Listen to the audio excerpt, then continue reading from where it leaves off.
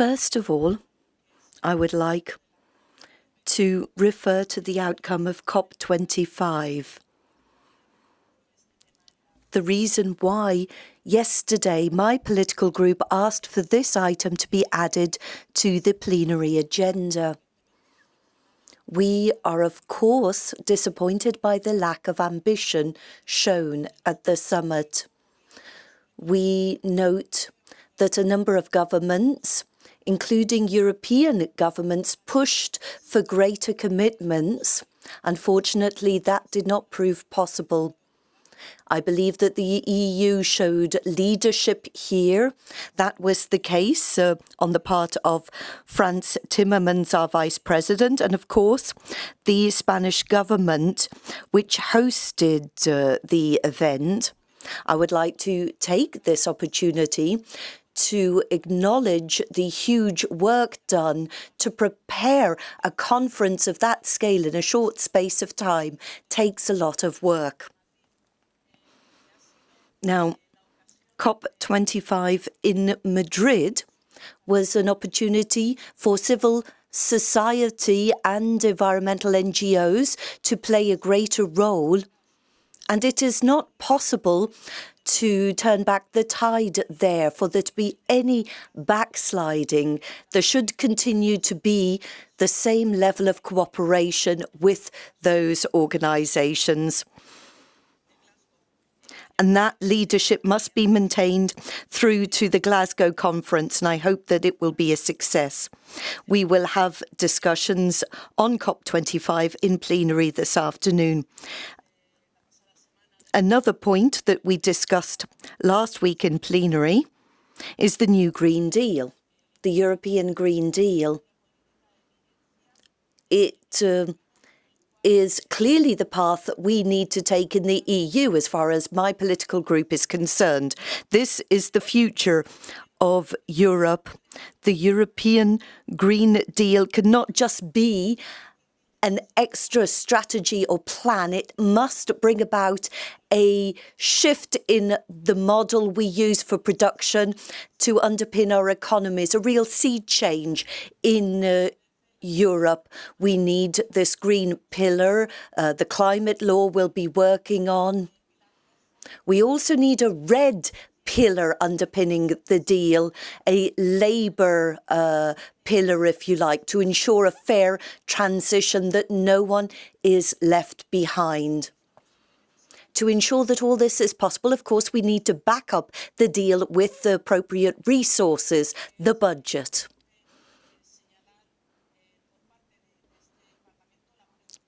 This Parliament and my group is concerned when it comes to the financial framework, the multi-annual financial framework. The Council has not reached an agreement. The clock is ticking.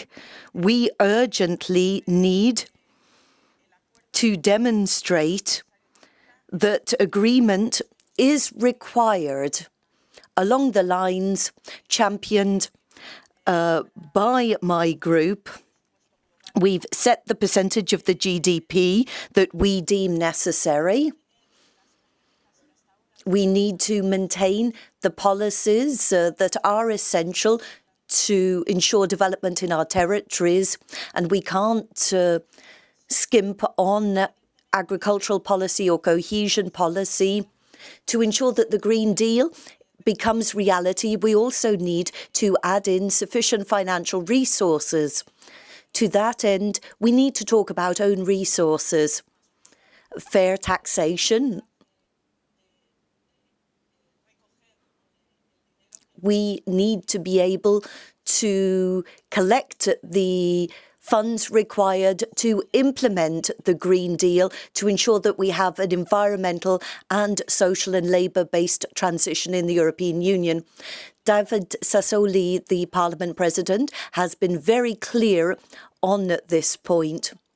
You know that when it comes to the MFF, this Parliament is very much unanimous in its view. The S&D has stressed time and again that the Council should move as swiftly as possible, take a decision in this respect. Moving on to other conclusions adopted by the Council, the target of reducing greenhouse gas emissions by 55% by 2030, that was essential. We saw here that unanimity is not working and we need to move beyond that. We need to be more dynamic in Europe. We need to ensure that 55% reduction. And I think it really illustrates that unanimity can prevent fundamental decisions being taken, allowing the European Union to move forward. So we need to introduce changes. We have lost the microphone. Microphone for the speaker, please. We in the S&D want to show leadership on these matters. We want to strengthen the participation of citizens. The European Parliament should also be leading the way on the conference on the future of Europe, and we can see no man better suited to the job than the Parliament's President, David Sassoli. Now, I would like to reiterate my frustration when it comes to accession negotiations for Albania and North Macedonia. There was a logjam in Council, no progress there. We are frustrated. We will have a Council meeting in 3 months' time again, and that is an essential issue. We will continue to stress the need for progress there. On other matters on the table currently being discussed, for example, the situation in Malta, the debate is underway in plenary at the moment. I would reiterate the following. My political group has always and will always defend the rule of law and truth. We need to get to the bottom of matters. We need truth here. We have had a journalist assassinated. That is a great matter of concern for us. We will be as exacting as all others when it comes to ensuring that a light is shone and that we get to the truth of the matter. So let us be crystal clear on that. My political group voted in favour of the Parliament delegation being sent to investigate the matter firsthand. We need to also allow time for the police to do their job. The resolution that is currently being debated and will be voted on tomorrow recognises that progress has been made in the investigation that is currently ongoing, and now it is time to allow the police to gather the relevant information, to do their job and to ascertain the truth of the matter.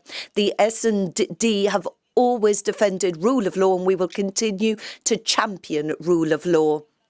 I would also like to mention a number of other cases, and my group will be calling for debates on the situation in Poland, for example. Great concern there. We've seen a deterioration in the judicial system in Poland. There is a draft law that was debated last Thursday. It really shakes the fundaments of the judiciary, the independence of judges. We're also very concerned about what is happening in Hungary. There too we are seeing an erosion of the rule of law. My political group would like a new mechanism to be put in place over the coming months. We will work to craft that new mechanism that would be triggered wherever there is a breach in fundamental principles and rule of law in the European Union to ensure objective, impartial action is taken. The Commission, as guarantor of the treaties, should come forward with proposed legislation, setting out the details of a mechanism that would be independent and that would ensure compliance with the rule of law principles. Only in this way could we secure reliable information and prevent these discussions being politicised. We need objective, impartial information and we need an independent mechanism. And that is the proposal that our political group will work on. To conclude, I would like to briefly refer to Brexit and the outcome of the British elections. As we stated last Friday, we are sad. In our political group, we are saddened because the outcome of the elections makes it clear that Brexit will happen. But we would also like to acknowledge the work of all our colleagues here in the European Parliament from the UK, the members of the Labour Party, of course, but all other MEPs that have worked hard over the past years to build a stronger, more united Europe. Their contribution has been essential. And that is what we need to do now, acknowledge their work and effort over the last few years. Now we'll have to negotiate the future relationship. I hope that we can maintain a privileged relationship and hope that we can continue to cooperate into the future. Thank you. Muchas gracias. Are there any questions from your side? Yes, in the back, please. Bonjour, pour Bruxelles. Hello, I'm from Brussels too. En français. I'll be speaking French. I have a question on Malta and the fact that the Prime Minister tendered his resignation, but he hasn't done it. What is your opinion on that?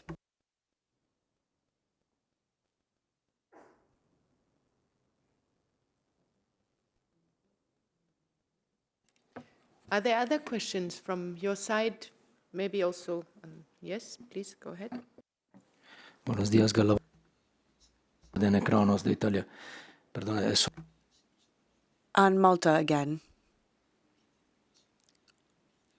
What will it take for the group to support a stepping down of the government? Because we know what the investigation is and the information that they have on the murder that took place. It seems fully sufficient to me to call for a resignation of the government. So what would it take? Other questions? Maybe we take the Malta. Is it also on Malta? Also on Malta? Et aussi sur la Malte? Also on Malta? On journalists. On journalists. Okay, we take Malta first and then we come to your, okay? Well, turning to the questions that you have put to me on the issue of Malta, I believe that we have to make a differentiation in the case of Malta between two different things. One, when it comes to the assassination of Daphne Caruana, the journalist, where the parliament and this political group needs to do its work to uphold the guarantees of an independent investigation that will be able to elucidate what took place. And in that sense, we are going to work on that. We are working on that, specifically on the resolution that we're going to be putting forth tomorrow. And if you'll have a chance to read the resolution, you can see that it will make clear that there are breakthroughs in the investigation and that the police is working based on that. And the text of the resolution, I'm not making this up, it's in the resolution. The resolution states that clearly.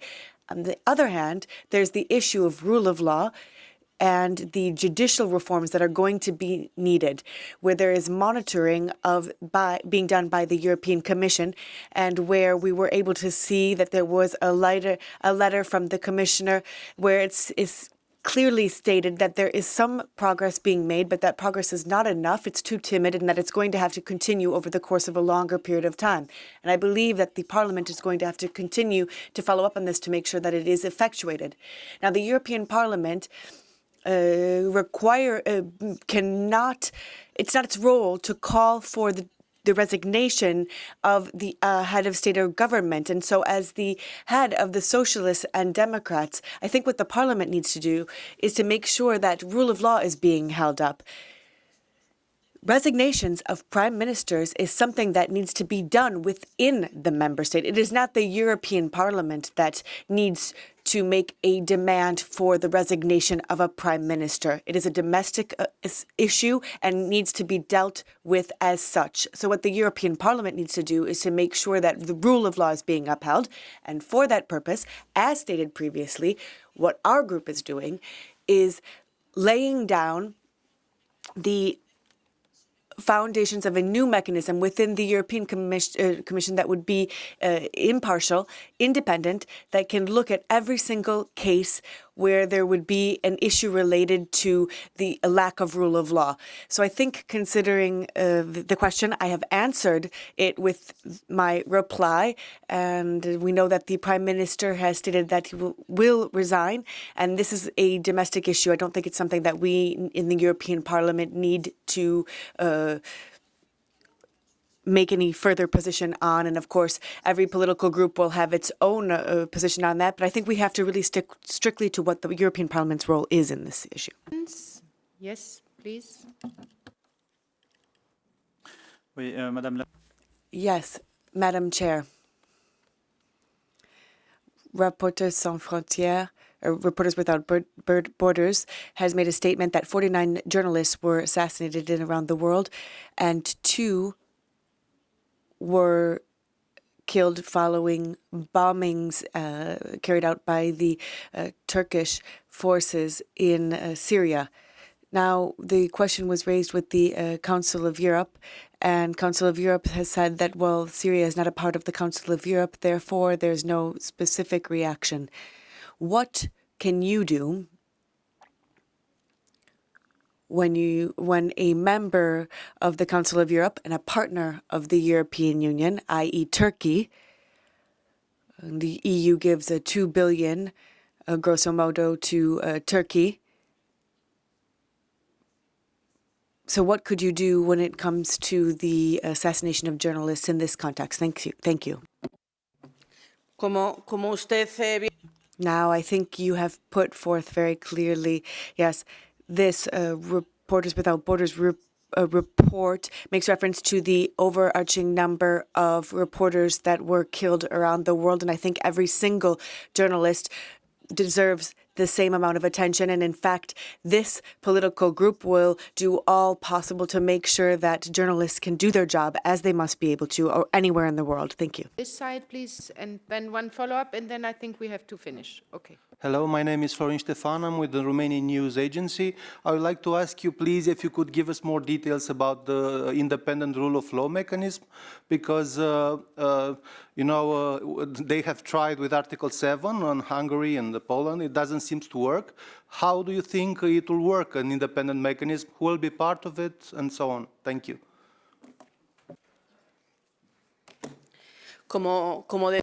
Now, as I said, this is a proposal, and we're going to have to flesh it out.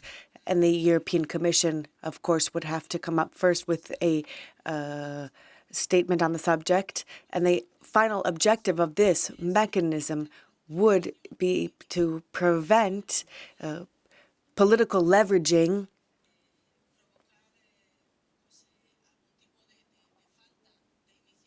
or some sort of lack of initiative in that way. So it must be an impartial, objective, and independent mechanism.